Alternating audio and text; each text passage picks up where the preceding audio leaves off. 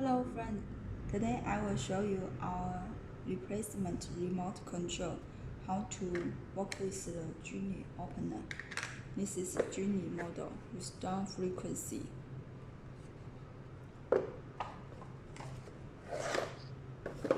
And this is a Genie receiver. This is original Genie. Okay.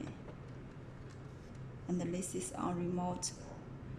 Press the learn button one time. When the on, press our remote button and release it. As you can see, it can working together. When you learning the code, you need to press the button 2 times. Now let me show you second button.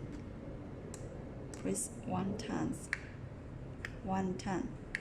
second time. The third time, it will working together. Okay, the same step for first button. Press the open the learn button once. When the LED flash, press our remote button once. Press again. Press second time. Now it will working together. Okay, thank you.